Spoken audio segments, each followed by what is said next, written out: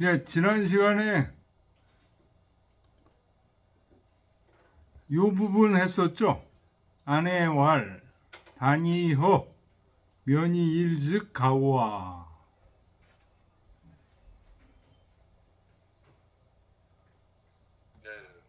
안연히 단정하면서 텅 비고 힘쓰면서 전일하면 위나라 임금을 교화시킬 수 있지 않겠습니까? 이제 이렇게 물어본 거죠.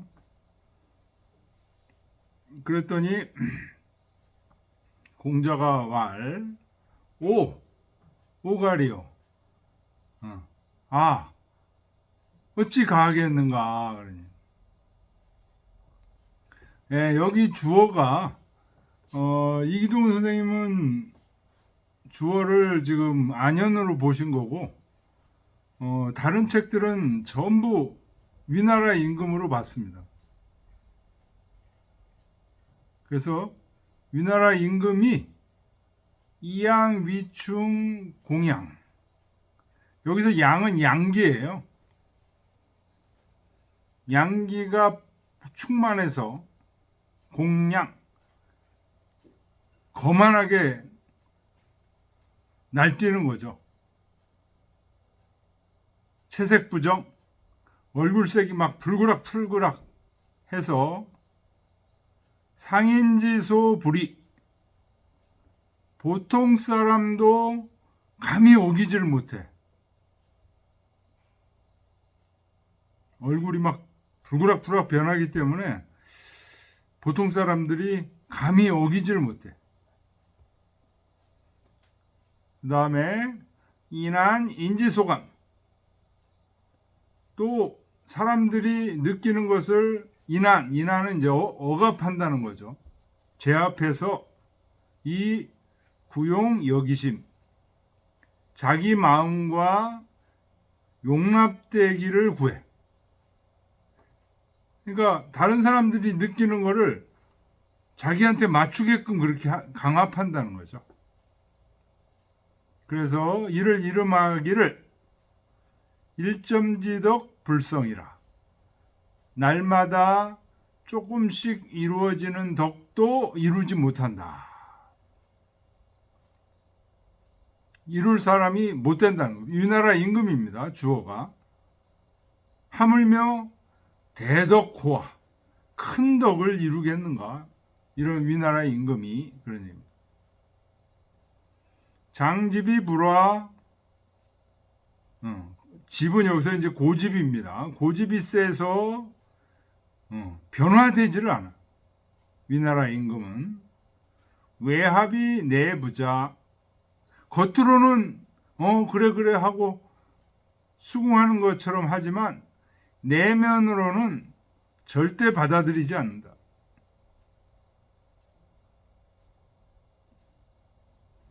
그러니 기용거 가오와, 이런 사람이 어찌 가하겠는가.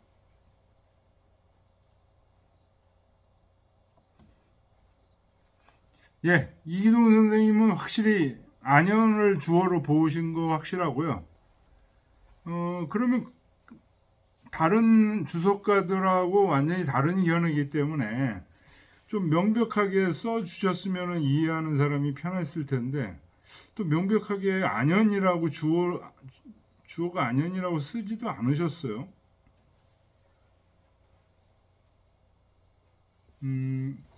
견해는 다를 수 있습니다. 그래서 이런 경우에는 이기동 선생 경우에는 안연이 그 번역 보면요, 이기동 선생 번역 보면 안연이 훌륭하다는 것을 마음속에 가득 채워 크게 드날려 안연이 안색이 일정하지 아니하니 보통 사람의 뜻도 어기지 못할 것이다.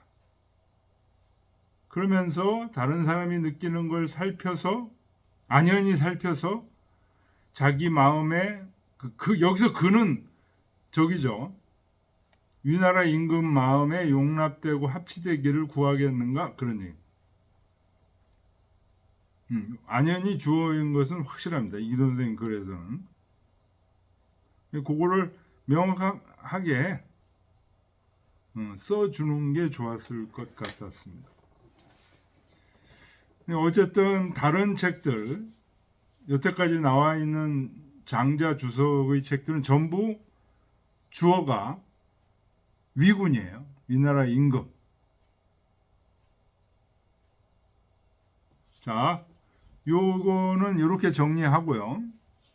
그 다음 문장으로 가겠습니다.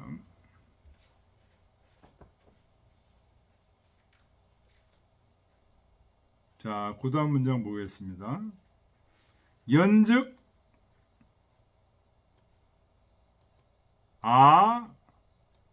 내지기 왜곡 성의상비 하리라 그런 얘기죠. 그렇다면 이제 공자가 그 위에 얘기했던 면이허, 단이허, 면이일 이거로 가하지 않다고 지금 얘기했죠, 공자가.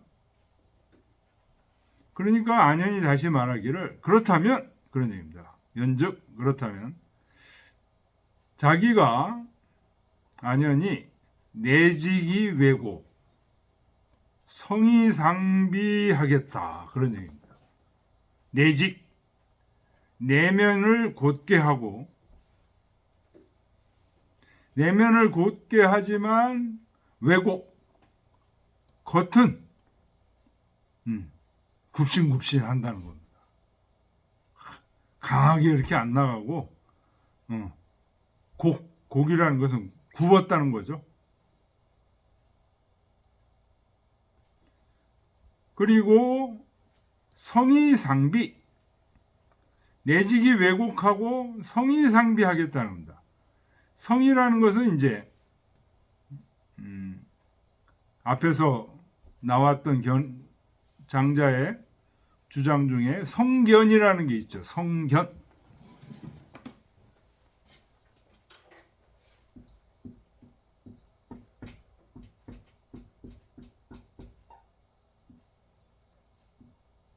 이루어진 견해 이런 뜻이죠.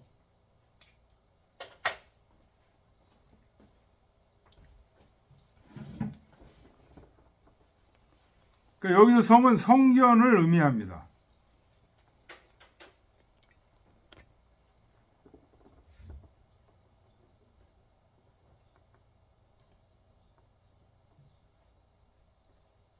칠판이 보이시나요? 한 교수님? 그게요. 예. 쓰실 때는 보였는데 지금 앉아 계시면은 딱 선생님이 가리세요. 옆으로 좀 피해야 되겠구나. 성견입니다. 성견. 성견이라는 것은 어떤 이루어진 견해라는 뜻이에요. 그러니까 이루어진 견해라는 게 여러 경우가 있을 수 있죠. 근데 성의상비라는 것은 이루어진 견해 중에서도 상비. 요 상이라는 건 그 옛날 분들을 얘기합니다. 옛분들. 옛날 분들의 비라는 것은 이제 좋아하다 이런 뜻입니다. 그래서 성은 어떤 견해, 이루어진 견해인데 어떤 견해냐면 자기가 혼자 독창적으로 새로 만들어낸 성견이 아니고 옛날 분들의 빗대서 한 견해. 옛날에 공자가 이런 얘기 하셨다. 옛날에 맹자가 이런 얘기 하셨다. 옛날에 당군이 이런 얘기를 하셨다. 이렇게 하겠다는 거예요. 어떤 이루어진 견해를 제출하는데 자기 견해가 이렇다는 얘기가 아니고 옛날 분들의 비유에서 올라가겠다 그러니. 자, 그러니까 세 가지입니다. 첫째는 내직을 하겠다는 거고,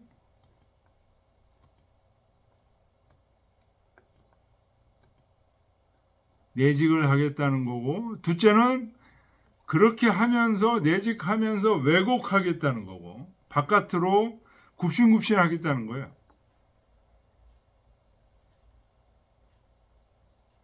내직하면서 외직하지 않고 내직하면서 왜곡하겠다는 겁니다.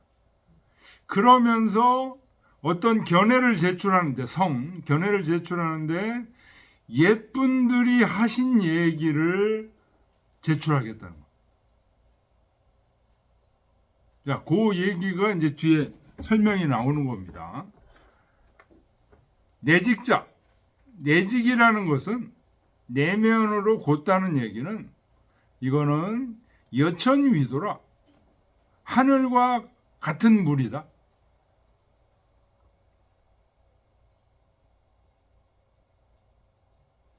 여천위도. 이런 표현 요 주의해서 봐줘야 됩니다. 내직자를 여천위도 장자가 직접 한 얘기예요. 우리 인간의 내면이라는 게 마음, 속마음을 얘기하는 거죠. 근데 그 속마음이 하늘과 같은 물이다 하는 얘기.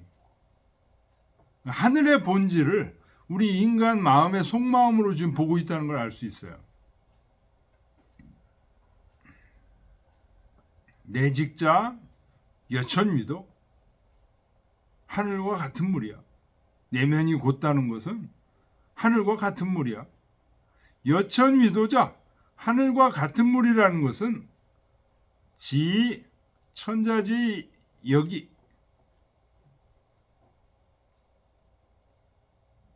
개 천지소자 이독 이기연 기호 인선지. 이거 기자가 잘못됐네.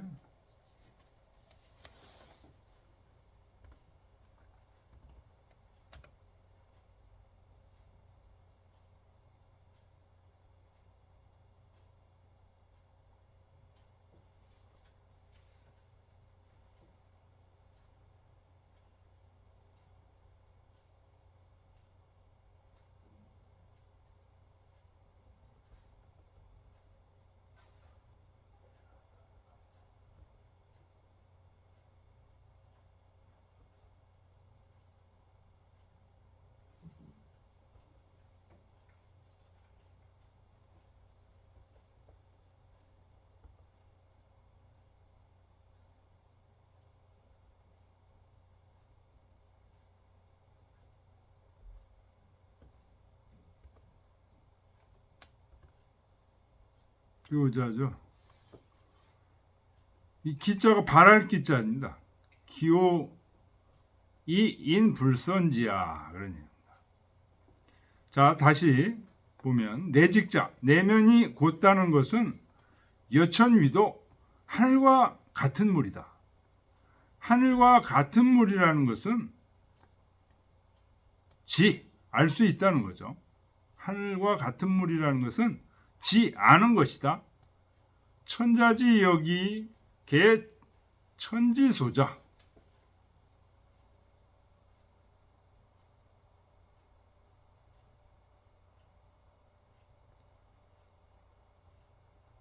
하늘의 아들과 내가 모두 다 하늘이 낳은 자식이야.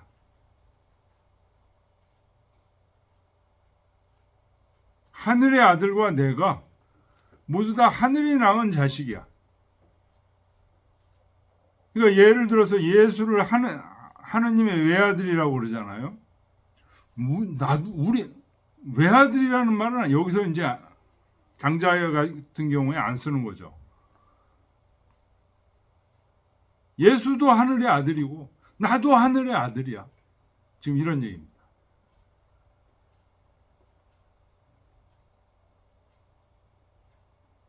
그런데 하늘의 아들과 내가 똑같이 하늘이 낳은 바야.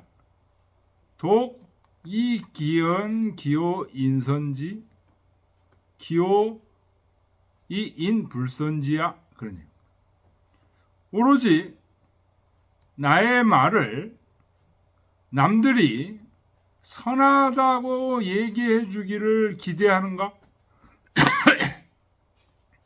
또는 남들이 선하지 않다고 얘기하기를 기대해야 하는가? 그런 얘기.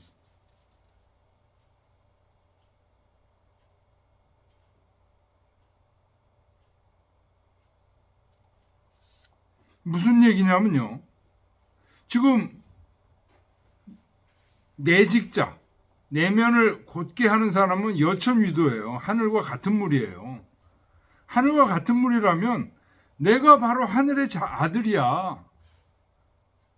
다른 사람은 똑같이 하늘의 아들이죠. 그런데 내가 내 말을 남들이 선하다고 여기기를 기대하는가? 선하지 않다고 여기길 기대하는가? 이 얘기는 무슨 말일까요? 남들이 선하게 여기든 아니든 나는 아무 상관 안 한다 이런 얘기입니다. 왜? 내직하기 때문에. 왜? 내직한 사람은 여천위도이기 때문에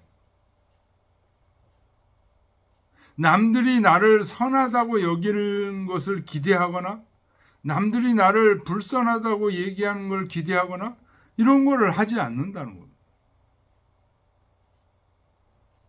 약연자, 이와 같은 사람을 일컬어 인, 위지, 동자. 사람들이 어린아이라고 한다. 어린아이 같은 맹자에 나오죠. 적자지식, 대인자, 불실 적자지식. 이 적자에 해당되는 거죠. 이 동자가. 이런 사람을 시지위 여천위도, 하늘과 같은 물이라고 얘기를 하는 것이다. 자, 내직자에 대한 설명을 지금 안현이 공자에게 지금 하고 있습니다. 그 다음에 자기는 내직하면서 왜곡한다고 그랬죠. 왜곡자는 어떤 사람이냐? 왜곡자는 여인위도야. 사람과 한 무리다. 여기서 사람이라는 건 이제 세속적인 사람들과 한 무리가 되는 겁니다. 경기 곳곳 인신지례야. 네. 이 경은 이제 조회를 한다든지 할 때 그 호를 이렇게 들고 호를 딱 들고 신하들이 하는 그런 모습을 경이라고 그러죠. 기는 이제 무릎 꿇고 절하는 모습이죠. 무릎 꿇는 모습을 기라고 그럽니다. 곡권은 이제 절하는 모습을 곡권이라고 그래요. 호를 들고 무릎 꿇고 절하고 이거는 신화된 사람의 예입니다. 인계위지 사람들이 모두 다 하고 있습니다. 그런데 오감불이야 내가 감히 하지 않을 수 있겠습니까?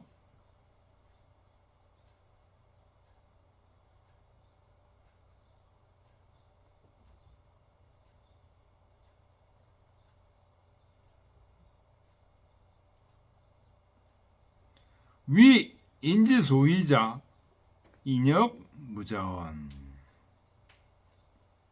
시지위 여인위도 사람들이 하는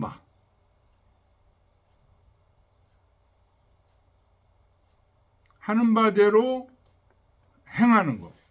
사람들이 하는 바대로 행하는 그대로 사람들이 하는 대로 그대로 하는 사람을 인역 무자원. 사람들은 허물하지 않습니다. 이것을 일컬어 여인위도.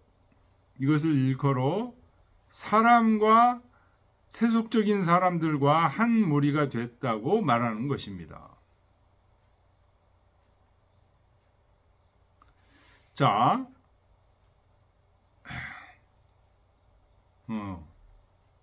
두 개를 설명했죠. 내직을 설명했고 그 다음에 왜곡을 설명했습니다. 세 번째는 성의상비를 설명할 차례죠. 성의상비자 여고 위도. 성이라는 건 이제 성견이라고 그랬죠. 상은 옛분들, 옛분들을 의미한다고 그랬죠.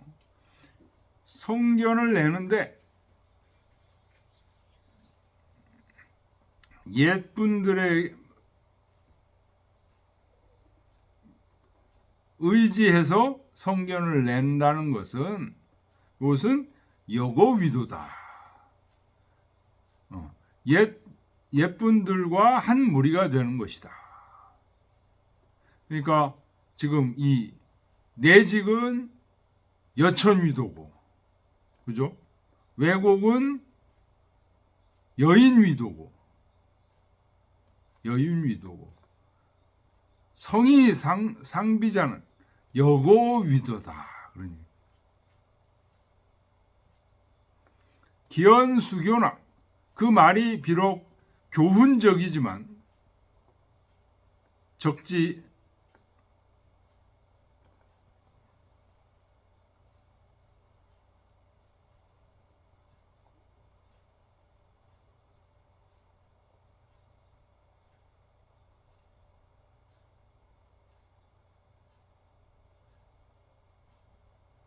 비록 교훈적이어서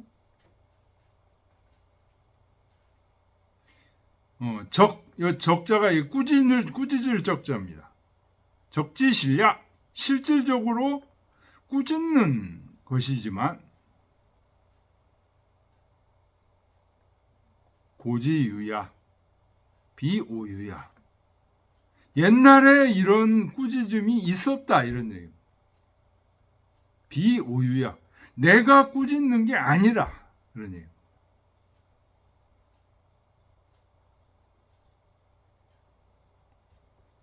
약연자, 이와 같으면 수직이 불병.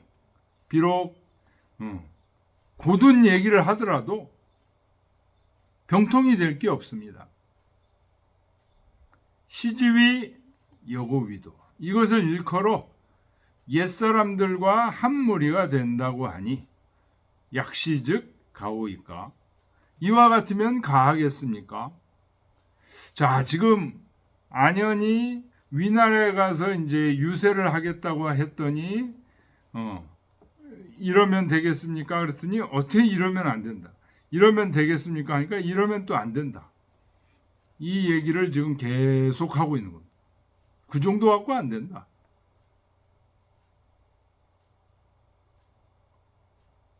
그랬더니 중리왈 공자가 말하기를 오가리요 어찌 가하겠는가. 그 이기동 선생님 책에는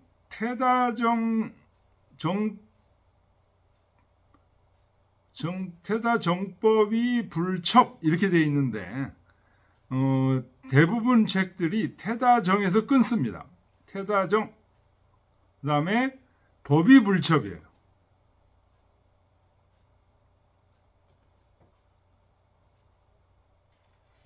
태다정, 이 정자 정치정자인데요. 정치정자의 원래 뜻은 바를 정자예요. 그러니까 태다정 그러면 너무 바로잡는. 그러니까 여기 지금 안현이 어떻게 한다고 그랬어요? 내직하면서 왜곡하면서 그 다음에 뭐죠?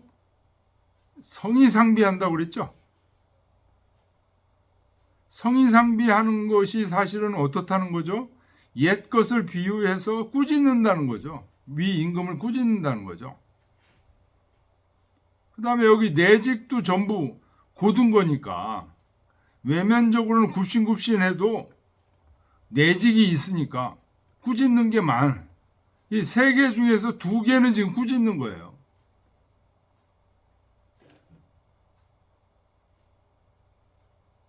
태다정 너무 많이 바로잡아.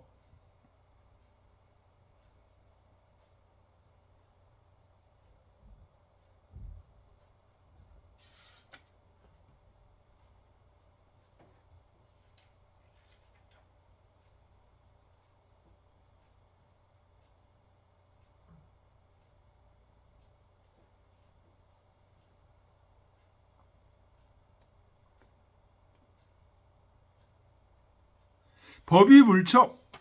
그래서 너무 많이 바로잡아서 법대로만 한다는 거죠. 법대로만 하면서 불첩. 첩자가 그 신임할 첩이에요.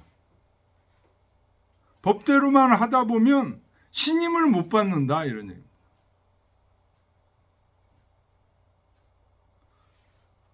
지금 안현이 얘기한 방법, 바로 위에서 얘기한 방법이 뭐죠? 내지기 왜곡, 성의상비죠. 이게 어떻다는 거예요? 태다정. 너무 많이 바로잡아서 법대로 또박또박 가긴 하지만 불첩, 신임을 받지 못한다. 수고역 무죄나 진실로 죄가 없긴 하지만 이제 법대로 하기 때문에 죄가 없어요. 수연이나 지시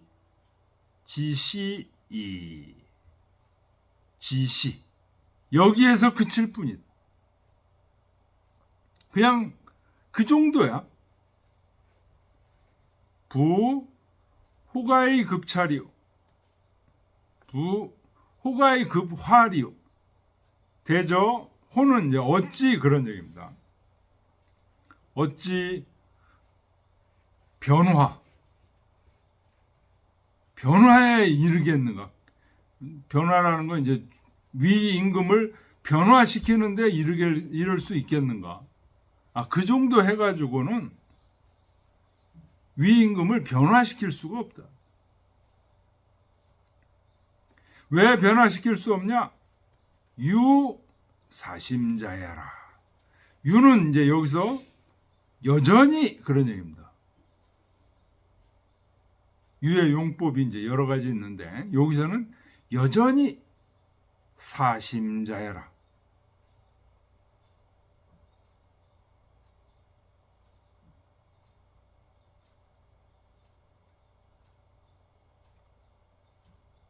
사는 이제 섬길사자죠. 스승으로 섬길사. 심, 네 마음.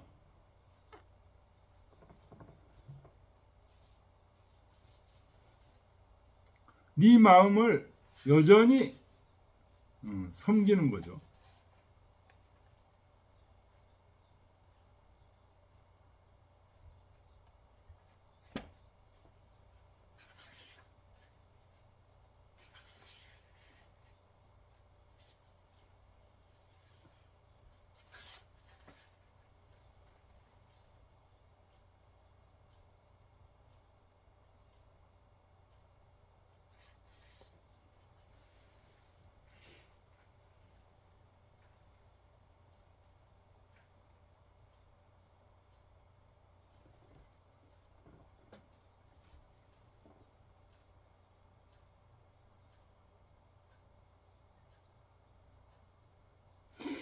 이것도 사심자야. 여기서 심을 어떻게 볼 거냐. 이 견해가 달라지네. 이기동 선생님은 너는 여전히 마음속에서 의식하고 있는 가공의 진리를 받드는 자이다. 요 사심을 지금 사자가 받드는 거예요. 심을 어떻게 해서냐. 마음속에서 의식하고 가공의 진리로 심을 지금 해석하고 있는 거예요. 근데 지금 다른 책에서는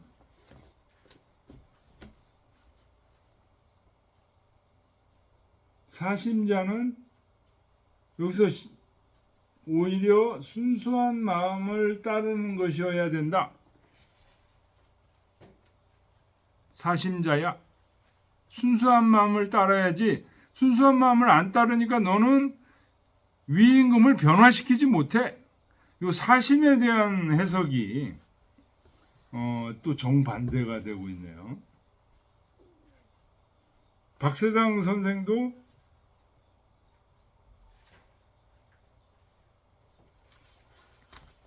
지금 사심을 그렇게 해석했습니다.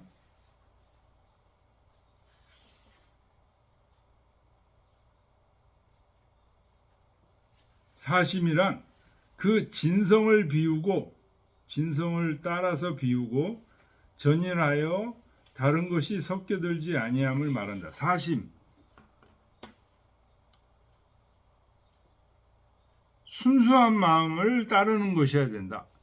좋은 의미로 해석을 했는데 이 선생님 이때 심을 좋은 의미로 해석하지 않고 가공의 진리를 받드는 자로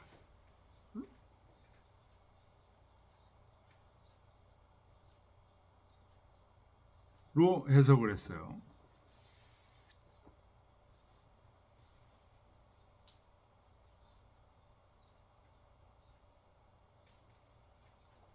그래서 유가 이제 그렇게 되면 요 사심이 박사장 선생의 해석대로 하면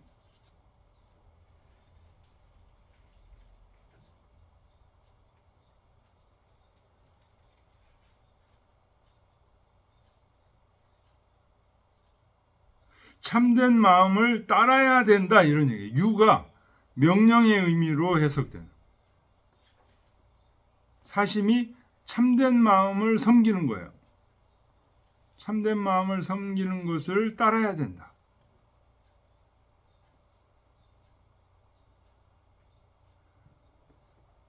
이 선생님은 요 유를 여전히 이렇게 해석한 거예요.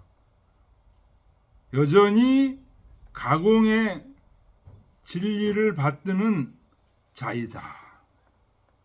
해석이 두 가지로 나눠지고 있습니다.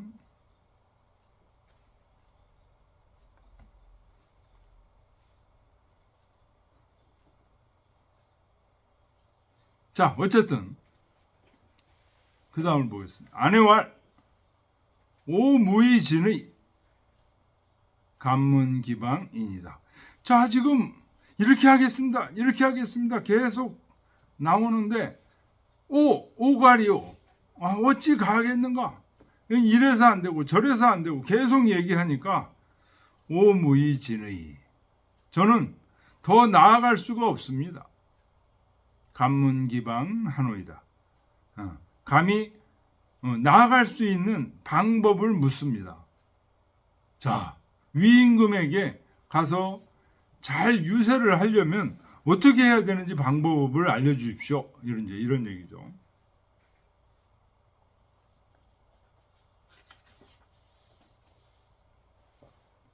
중리왈 제하라.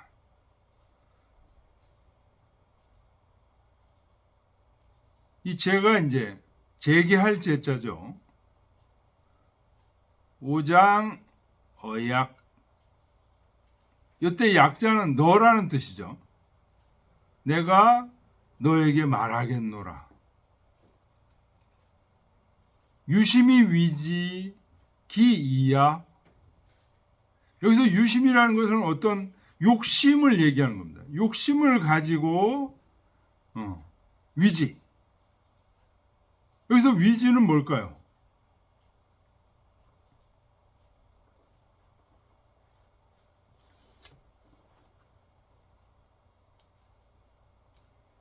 앞에 죄를 얘기했으니까 목욕 제기하는 거예요.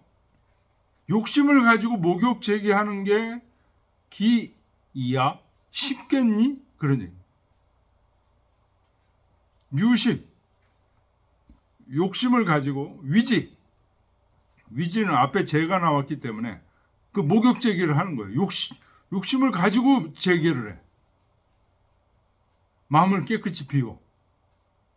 안 되죠. 쉽지 않죠. 기이야? 쉬운가? 쉽지 않죠. 이지자, 그걸 쉽게 여기는 사람을 호천불이라. 저 환한 하늘이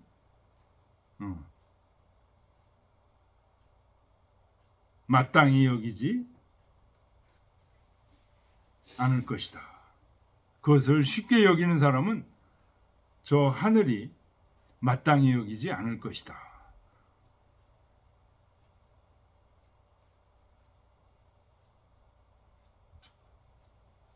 욕심을 가지고서 목욕제기 하면은 목욕제기 할 이유가 없는 거죠.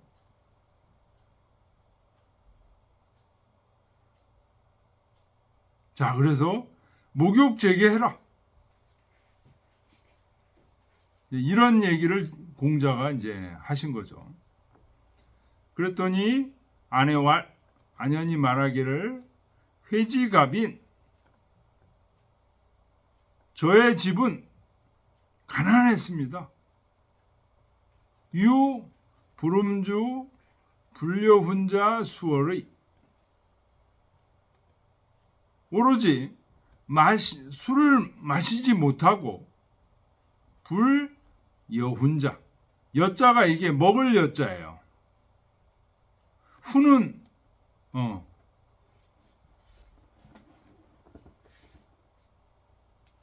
파, 마늘 등의 매운 채소.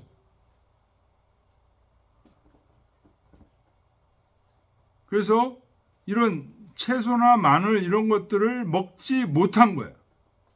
술도 먹지 못하고 음주하지도 못하고 맛있는 채소를 먹지도 못한 지가 수개월이나 됐습니다. 여차즉 가위제옥가 이와 같으면 목욕 재개한다고 말할 수 있겠습니까? 재개한다고 말할 수 있습니까? 보통 재개한다고 그러면 제사 지내기 전에 금식, 금유 뭐 이런 거 한다는 것을 재라고 그러는데요. 그런 의미에서 안연이 이제 얘기한 거죠. 그랬더니 공자가 말합니다. 시 제사지제 비심제야. 이것은 제사를 지내는 제계다. 비심제야. 마음의 목욕 제계가 아니다. 뭘 먹지 않고 이렇게 한다는 것은 제사 때문에 억지로 그냥 수행하는 거야. 심제가 아니다. 회왈 감문 심제니이다. 감히 묻겠습니다. 심제가 무엇입니까?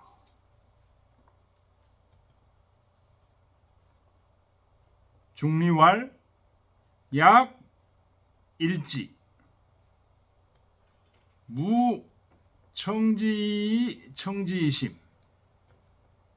무 청지심이 청지기 요거 아주 중요한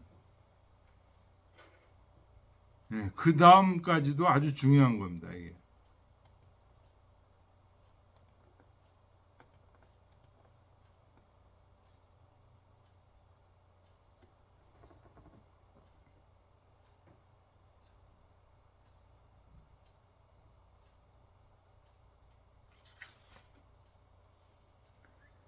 약일지 여기서 약은요 만약이라는 뜻이 아니죠.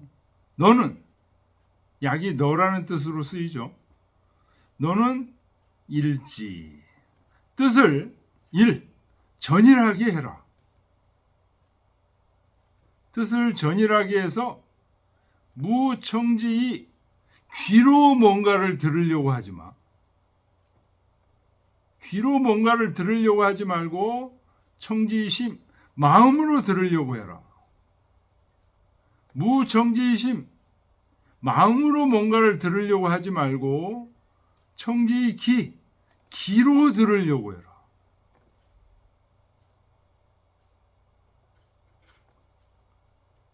이지어청 귀는 듣는데 그냥 그칠 뿐이야. 심은 지어부 심은 부합하는 것에 그칠 뿐이야. 이 부라는 게 이제 부합한다. 여절부합 이런 얘기 있죠. 심표를 이제 놓고 쪼개고 나중에 붙여보면 딱 부합한다. 그래서 여기서 심이 부합한다는 얘기는 외부 사물을 보고 거기에 부합하는데 그쳐. 그러니까 귀로 듣고 마음으로 하는 거는 일부분에 지나지 않는다는 거죠. 가장 중요한 게 기다. 기하자 허위 대물자여라. 기는 자기 자신을 텅 비우면서 외부 사물을 기다리는 자다. 유도 지퍼. 오로지 도가 허에 모인다. 텅 빈 곳에 모인다. 마치 물이 아래로 흐르듯이 도는 텅 빈 곳에 모인다. 허자 심재하라. 이 텅 빈 것이 마음의 재계다. 심재다.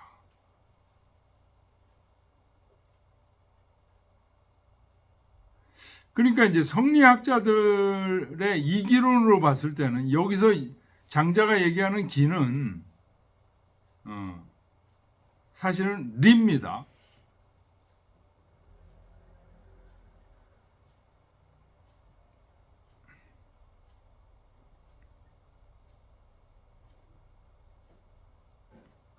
리와 맹자 같은 경우도 리와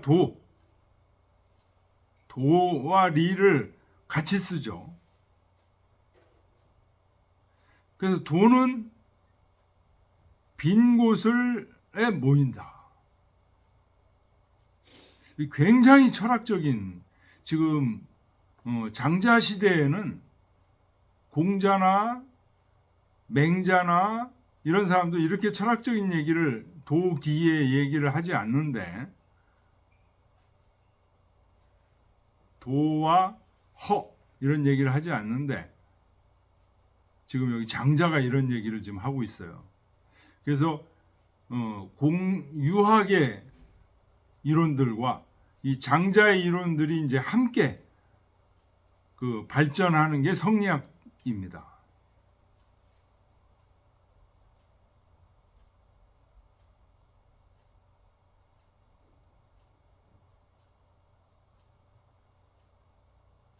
네, 요 부분에 대해서 박세장 선생의 귀를 주석을 한번 좀 읽어드릴게요.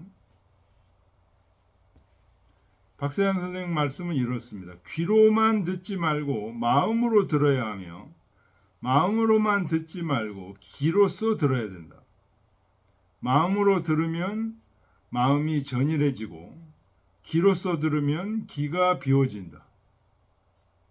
마음이 전이라고 귀가 비워진다는 것은 일지를 이른다. 대개 마음이 비록 전일하더라도 귀가 혹시 비워지지 못하면 오히려 무아에 극진한 것이 아니어서 도가 그 때문에 응집되지 않는다.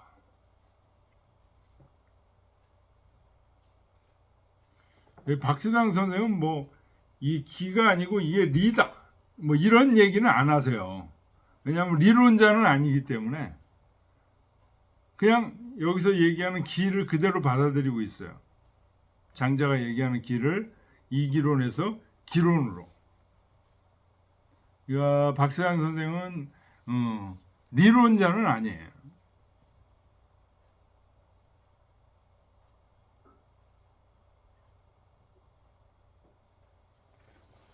예, 여기까지 질문이 있으신가요?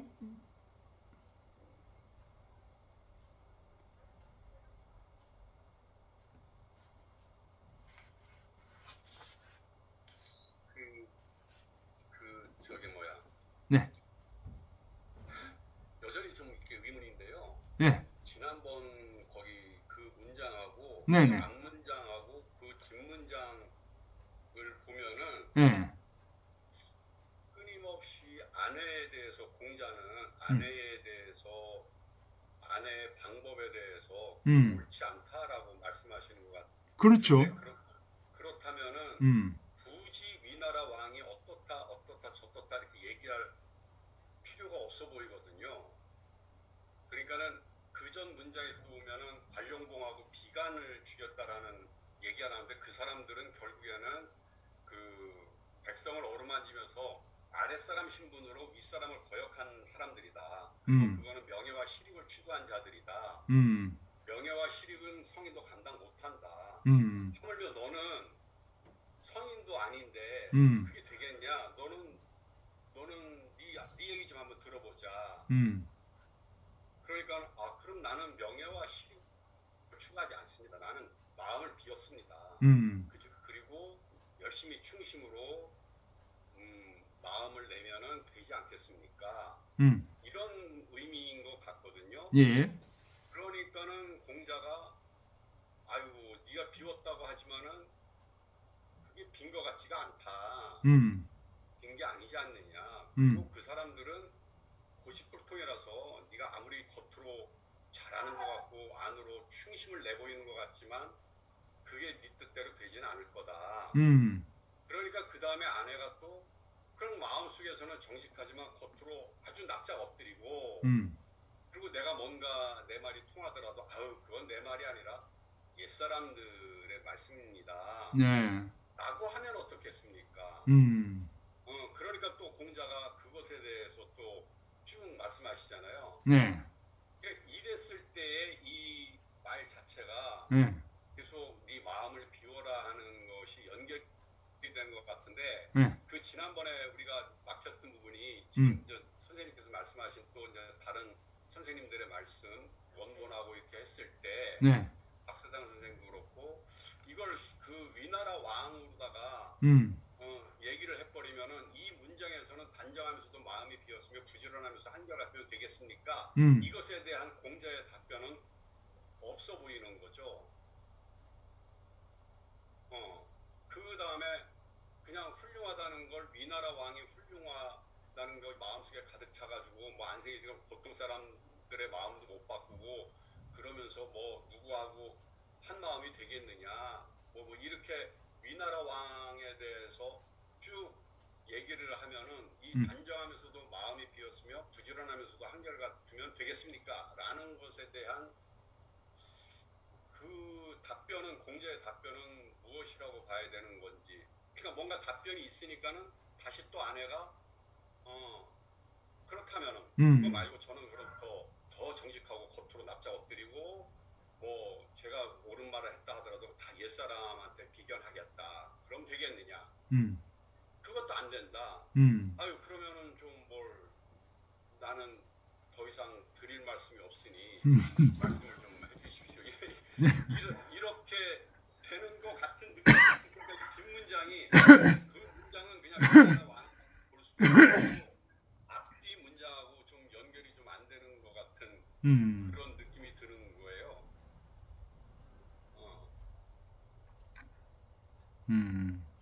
네.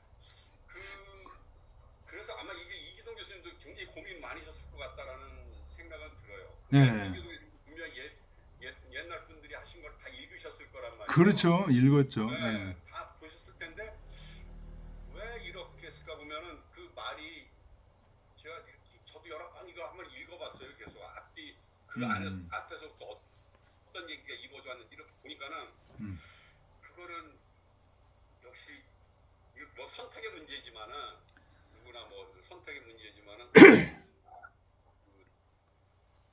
이기동 교수님 해석이 좀 더 설득력이 있는 거 아닌가라는 그런 생각이 들어서요. 그러니까 오늘 시작한 그 문장에서도 보면은 앞에서 네가 왜 안 되는지에 대해서 그걸 단순히 그냥 위나라 왕만 쭉 설명을 했다면은 네가 마음을 단정히 비웠으며 부지런하며 한결같으면 되겠습니까? 그러니까 그래서 그거 갖고 안 된다. 위나라 왕은 아주 나쁜 녀석이다.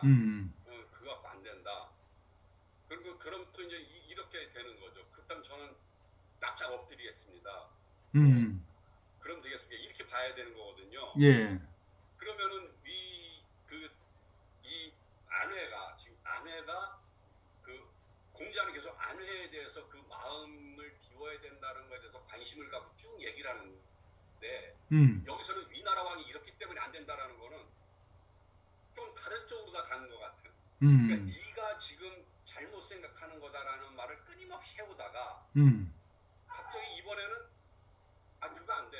위나라 왕이 나빠서 안 돼. 이래버리면 이 공자의 말이 옹색해지는 것 같은 느낌이 드는 거죠. 그 답변이 아내야 그건 네가 이래서 안 돼. 아내야 그 그거는 네가 또 이래서 안 돼. 그래서 아내를 끊임없이 깨우치려고 노력하고 있어야 되는데 이 아내야, 그건 위나라 왕이 아주 나쁜 녀석이라 안 돼. 갑자기 좀 공자가 아내를 이렇게 깨우쳐오는 데서 좀 다른 데로 간 것 같은 그 답변이 그런 느낌이 확 드니까 자꾸만 읽어봐도 이게 그 위나라 왕으로 보기에는 이게 좀 이 말이 좀 이렇게 좀 옹색해지는 것 같은 공자의 답변이 뭐 그렇게 봐도 안 될 건 없는 것 같아요.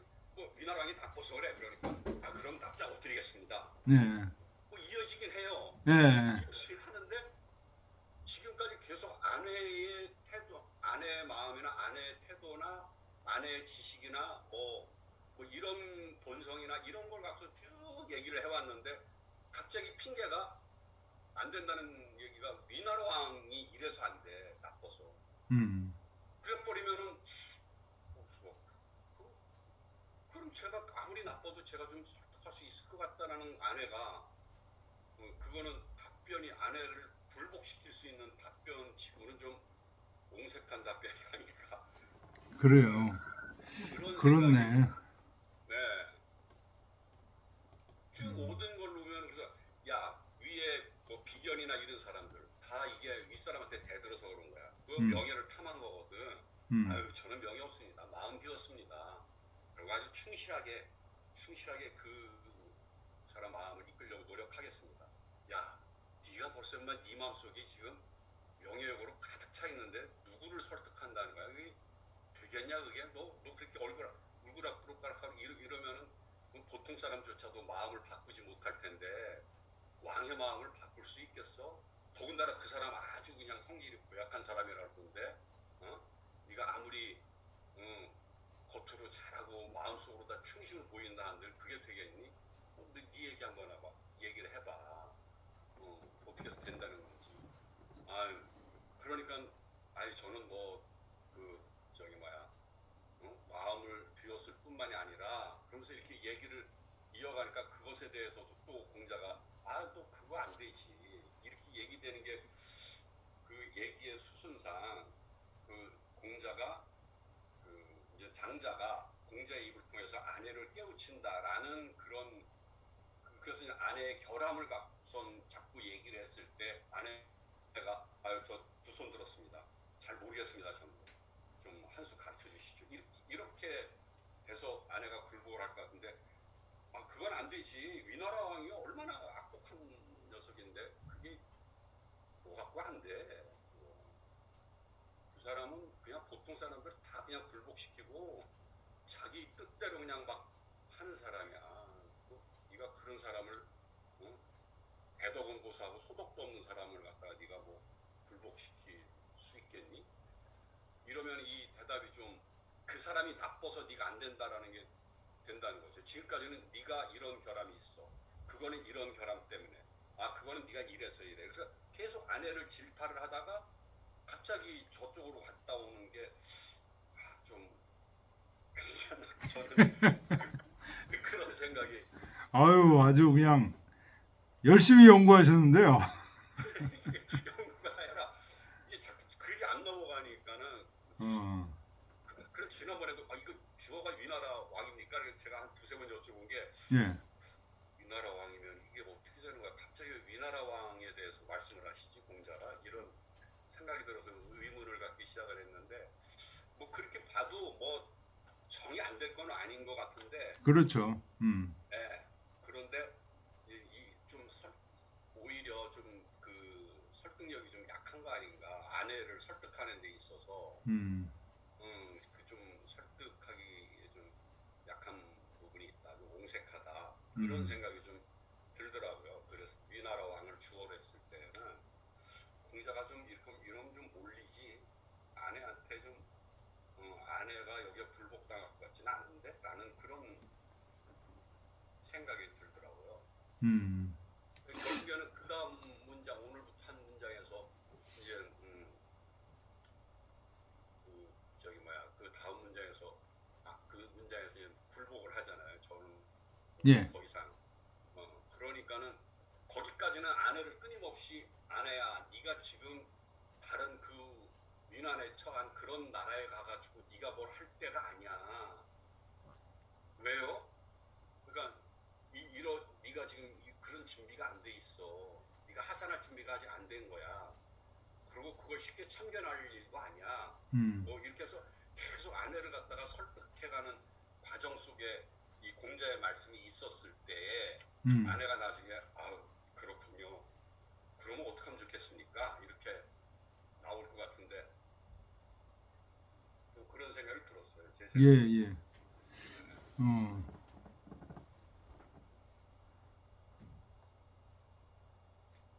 하여튼 뭐 요 부분, 네, 요 부분에 대한 주어는 위나라 임금이라고 이제 모든 주석들이 다 공통적으로 얘기하고 있습니다. 네, 근데 이동 선생님만 요게 아내가 주어다라고 명시하지는 않으셨어.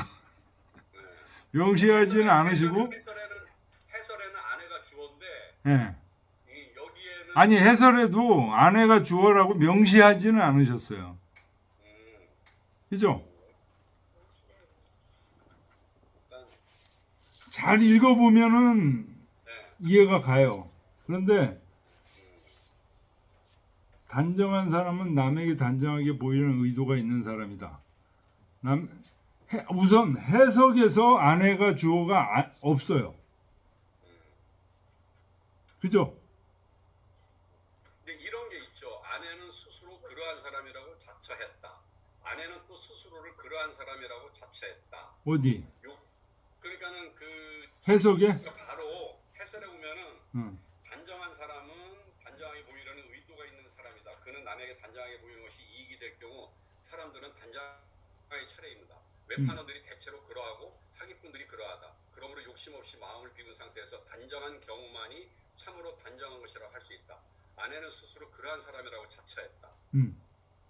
욕심을 추구할 때 사람들이 부지런해지기 마련이다. 밤새워 도박을 하는 사람이 그러하고 선거운동에 열중하는 사람이 그러하다. 그들은 욕심을 채울 수 있는 방향으로 늘 옮겨가기 때문에 변덕스럽다. 그러므로 변덕스럽지 않고 부지런한 사람이 참으로 부지런한 사람이다. 욕심 없이 무의자연으로 행동하는 사람은 숨을 쉬듯 부지런하게 행동한다. 아내는 또 스스로를 그러한 사람으로 자처했다. 그러나 단정하지만 마음이 비어있고 부지런하지만 변덕스럽지 않은 것이 좋은 것이라는 생각이 마음속에 가득 차 있으면 그것이 이미 마음이 비어있는 것이 아니다. 마음속에 진리라는 것을 가지고 있는 사람은 그 진리를 홍장하고 남에게 강요하게 된다. 이 또한 집착이고 욕심이다. 이로 인해서 마음은 안정을 얻지 못한다. 남이 자기를 따르면 기뻐하고 따르지 않으면 슬퍼한다. 그러한 사람은 자기는 옳고 나는 옳지 않다는 편견을 가지고 있으므로 평범한 사람도 감화시킬 수 없다. 평범한 사람이라 하더라도 자기의 생각이나 뜻을 인정받지 못하는 것을 싫어하기 때문이다. 그러한 사람은 진리를 마음속에 가지고 있기 때문에 자기 마음만 중시할 뿐 남의 마음을 헤아리지 않는다. 그러나 임금에게 가서 임금의 신임을 받기 위해서 임금의 감정을 살펴 그의 마음이 용납되고 합치되어야 하므로 마음속에 진리관을 가지고 있는 사람은 그것이 불가능하다. 지금 아내가 그렇다는 거거든요. 그렇죠. 임금한테 나아가가지고 이렇게 신임 받겨서 이렇게 해야 되므로 진리관을 갖고 있는 사람은 그것이 불가능하다는 거죠. 아내처럼 뭔가 뚜렷한 생각을 갖고 있는 사람은 안 된다.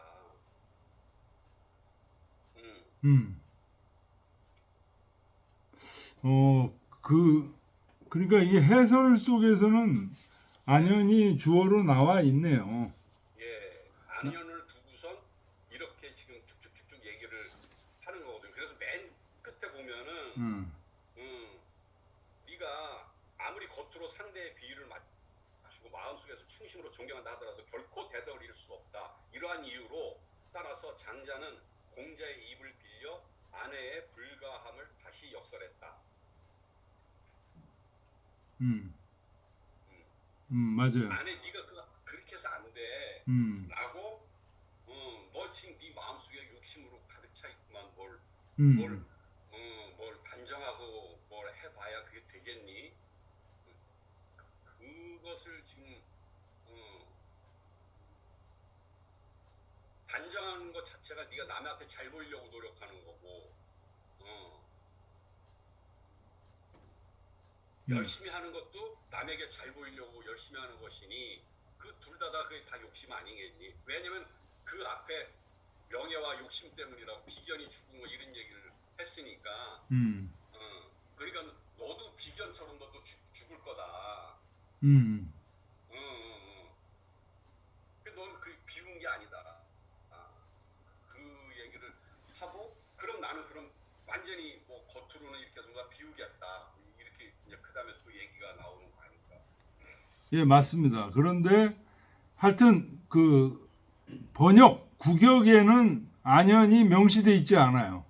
맞아요. 예. 주어로서 안연을 명시해야 되는데 안연을 명시하지 않으셨어. 근데 해설에 지금 해설을 읽어보면 안연이 주어예요. 예. 안연이 이제 이렇다. 안연이 이렇다는 얘기를 쭉 지금 하고 있는 거예요. 그래서 어쨌든 이 번역은 이기동 선생님의 독특한 번역인 게 사실입니다. 다른 박세당 선생 이하 뭐 모든 주석가들이 여기 주어를 위나라 임금으로 지금 보고 있는데 그럼 그 다음 문장들은 이기동 교수님하고 같은 주석입니까? 어디요? 이제 이 문장 말고 네. 그 다음 오늘 했던 문장들은 이기동 교수님 그 역하고 번역하고 똑같은가요? 예, 오늘 한 거는 외직이 내직이 왜곡, 성의 상비 이거는 뭐 다를 얘기가 없어요. 이거는 지난 시간에 했던 그 안연이 주어냐 예. 위나라 임금이 주어냐 그 부분만 달라지는 거고 그게 이제 안 된다고 공자가 얘기하니까 그 다음에 내직이 왜곡 성의 상비 하겠다는 거죠. 지금 안연이. 그런데 그거 갖고 또 안 된다. 그러니까 그러면 방법을 묻겠습니다. 이제 이렇게 간 거니까 거기서부터는 똑같아요. 같아요.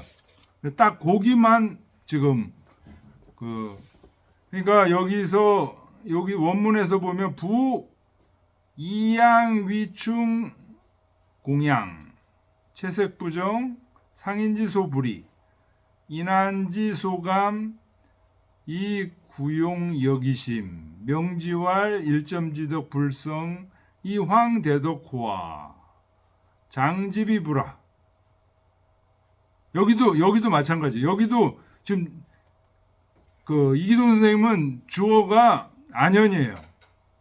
안연이 집이 불화한 거예요. 안연이. 그 다음에 외합이 내 불자도 주어가 안연이에요. 이기동 선생님은. 근데 지금 다른 번역들은 전부 주어가 위나라 임금이에요. 위나라 임금이 이렇기 때문에 어찌 가하겠는가 이런 얘기예요. 근데 지금 한 교수님 말씀대로 하면은 안연이 지금 어떤 문제가 있으니까 그게 어찌 가하겠는가라고 얘기하는 것이 공자의 그 일반적인 얘기 패턴이라는 거죠. 일반적인 얘기 패턴인데 여기서만큼은 안연에 대한 얘기를 안 하고 위나라 임금에 대한 얘기를 했다는 게 어색하다. 지금 이런 거죠. 맞습니다. 요 다음도 전부 안연에 대한 얘기예요. 안연이 지금 이렇게 하겠다고 그러니까 이렇게 하겠다고 지금 쭉 얘기를 하니까 그게 어찌 가능하겠는가? 그런 식으로 해가지고는 너무 바로잡는 게 많고 법대로 하기만 하고 신뢰가 없어가지고 죄는 없지만 그렇지만 거기에 그칠 뿐이다. 어찌 변화를 이루는 데까지 가겠는가? 그래서 요 사심에 대한 해석도 지금 이기동 선생님하고 일반적인 해석이 달라지는 거예요.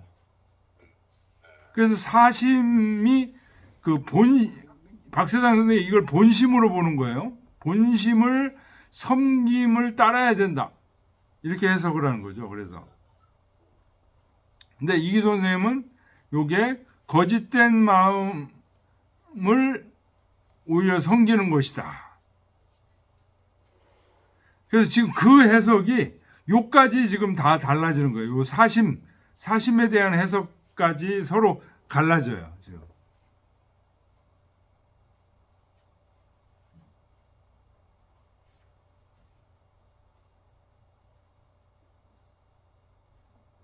그러니까 요 연즉부터 여기는 해석은 똑같은데 그 영향력이 여기 중리까지 여기까지 지금 이어지는 거예요. 요 구절에 대한 해석의 영향력이 이게 주어가 안연이냐?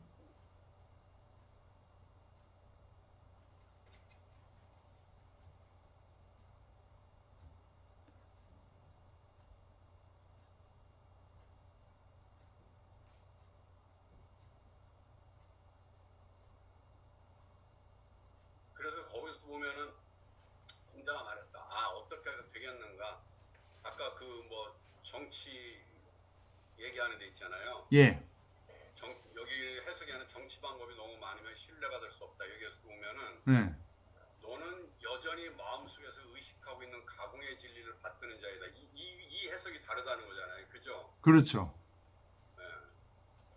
그러니까 가공의 진리가 아니고 네, 박사영 선생의 해석은 네, 가공의 진리가 아니고 네. 어,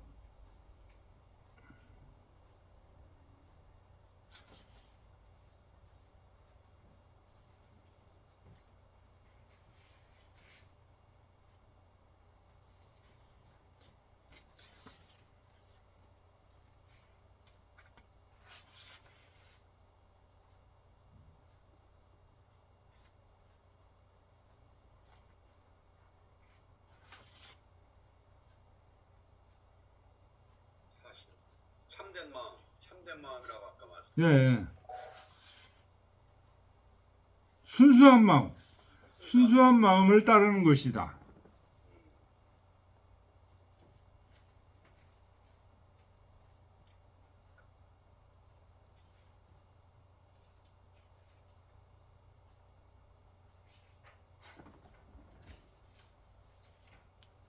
너는 오직 순수한 마음을 가져야 한다. 이런 뜻인가요? 그러면 어찌 다른 사람을 감화시킬 수 있겠는가? 예, 여기서 위나라 임금을 어찌 네가 감화시킬 수 있겠는가? 네, 위나라 임금을 감화시키려면 순수한 마음을 섬겨야 된다. 스승으로 섬겨야 된다. 지금 이런 얘기예요. 박사장 선생의 해석은.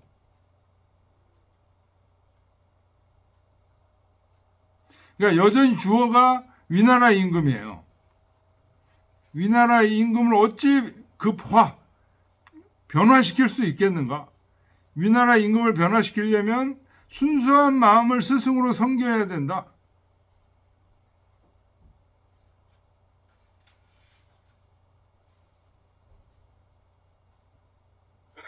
이기동 선생님은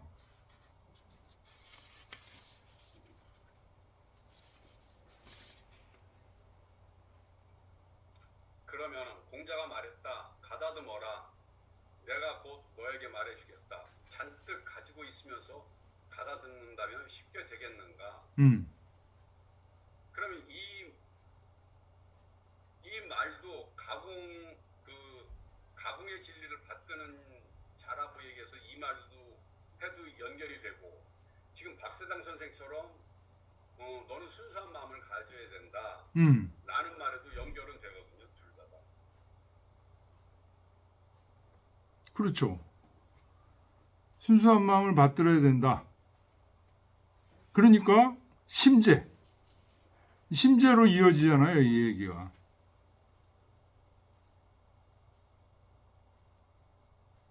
근데 이기동 선생님은 가공의 진리를 받드는 이기동 교수님은 마음속에서 의식하고 있는 가공의 진리를 받드는 자다라는 이 가공의 진리라는 것이 결국에는 아까 우리가 논의하던 지난번에 했던 그 문장하고 같거든요. 그렇죠. 네, 그 문장, 너 그 마음속에 그렇게 해가지고 그 가짜 마음 갖고 그거 되겠냐? 그거 안 된다. 이 얘기랑 같는 얘기고, 박사당 선생이 지금 순수한 마음을 가져야 된다라고 하면은 사실 윗문장하고 아무 관계가 없는 게 되는 거거든요. 위에서 그냥 위나라 왕에 대해서만 쭉 설명을 했으니까 내가 마음을 비우고 명예욕 같은 거 이런 거 안 갖고 아주 성실하게 부지런히 하면 어떻겠습니까? 아, 위나라 왕이 그래서 안 돼. 그러면 그래서 여기서 순수한 마음을 가져야 된다 라고 하면 그 문장하고는 연결이 안 되는 것 같은 느낌이거든요. 그러니까 계속 거기서부터가 야, 너 비견이나 이런 사람들만 봐봐라. 그거 죽은 거 봐봐라. 그거 백성들을 위해서, 아랫사람을 위해서 윗사람한테 대등적이다, 그게 결국에는 자기 명예욕 때문에 그런 거다. 실익을 추구하고 이런 것 때문에 그런 건데 되겠니? 그랬더니 아니, 저는 마음을 비웠습니다. 야, 마음을 뭘 비워? 너 한가득 있구만. 너 이 가공의 진리를 마음속에 담고 있는데 뭘 비웠다는 거야? 이렇게 해서 지금 그 마음이 비워지지 않은 마음에 대해서 계속 이렇게 쭉쭉쭉쭉 내려와가지고 여기까지 온 것 같은 느낌이 드는데, 박사장 선생처럼 위에 위나라 왕으로도 한번 쭉 그 문장 전체가 답변으로 다 갔다가 오면은 그게 연결이 잘 안 되는 거야. 매끄럽지가 않다. 그래서 여기서는 또 그 순수한 마음을 가져야 된다. 그러고서 또 잔뜩 가지고 있으면서 가다듬는다면 쉽게 되겠니? 뜬금없는 것 같다는 거죠. 위에서부터 너 잔뜩 가지고 있어. 너 저 마음을 비우겠습니다. 그걸 부지런히 열심히 하겠습니다. 그런데 아유, 그럼 그때 너 비운 게 아니다. 너 잔뜩 가지고 있으면서 그게 지금 이기동 교수님 해석에는 그렇게 돼 있는데, 박사장 선생이 거기서는 위나라 왕으로 갔다 오면은 여기서 뜬금없이 잔뜩 가지고 있으면서 가다듬는다면 쉽게 되겠느냐라는 게 조금, 물론 그 사이에 다른 문장이 있긴 하죠. 또 그 사이에 있는 말이 있긴 하지만 자기가 충분히 이 아내가 자기 말을 또 납작 엎드려서 이렇게 한다라는 얘기를 또 그 옛사람에 의하면 하늘과 한 마음이 돼서 한 마음부터 얘기해서 쭉 이렇게 얘기를 하니까 뭐 그걸 듣고 나서 너 잔뜩 가지고 있다라고 얘기를 할 수도 있지만은, 사실 그 위에는 한 마음이 되고 이런 거는 나름대로 그래도 틀린 얘기는 아닌 거죠. 아닌 거잖아요. 그래서 야, 그게 그 비웠다는 게 아니고, 그래 한 마음 그거 다 옳은 말이고 그 옛사람 말씀이 다 옳지라고 하면서 정치 방법에는 뭐 이게 신뢰할 수가 없다. 뭐 이렇게 감화시킬 수 있겠느냐. 뭐 네가 가공의 진리를 갖고 있다 여전히. 그렇게 너는 그 여러 방법으로 이렇게 요리조리 빠져나가가지고 하면은 너는 뭐 벌음받지는 않겠지만은 그냥 말 잘하는 녀석으로 끝나는 거지. 네가 뭘 이루겠니? 그런 의미로다가 아내도 나름대로다가 회심의 일격을 가한 것 같은 생각이 드는데, 공자가 그래 알았어, 내가 그렇게 얘기는 했지. 그런데 그게 틀린 말은 아닌데, 그게 그래 그렇게 했을 경우에 너는 뭐 벌음받지 않을 것 같다. 뭐 죽지는 않을 것 같지만은 그거 갖고 되진 않지. 네 마음에 이미 네 마음이 안 비워져 있다니까. 안 비워져 있는데 그게 감화가 되겠니? 안 된다니까. 그럼 어떻게? 마음을 비워야 돼. 마음을 비우라고 내가 지금 아까부터 얘기하고 있지 않니? 이렇게 해서 이 문장이 여기는 박사 선생이 그 위에서 위나라 임금으로 갔다 오면은 뜬금없이 너 잔뜩 가지고 있으면서 가다듬는다면 쉽게 되겠니? 이런 얘기가, 그런 얘기 오지 않았 것 같은 느낌이라는. 예. 아주 좋습니다. 죄송합니다. 아닙니다. 안 넘어가져가지고. 아유, 이거 뭐 언제 시간이 되면 이기동 선생님하고 같이 얘기하면 아주 좋아하실 것 같은데. 장자를 너네들이 이렇게 연구했어. 야, 이거는 뭐 이기동 선생님이 하여튼 그 기존 주석과 다른 견해를 제출하신 거고, 이거를 알아본 사람이 아마 우리가 아니고 우리 한명구 교수님 혼자일 것 같아. 저도 못 알아봤으니까. 아니 그래도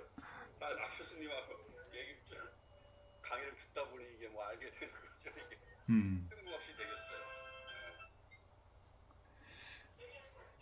자, 아무튼 좀 쉬었다 할까요? 네네네. 네. 예, 좀 쉬었다 하겠습니다.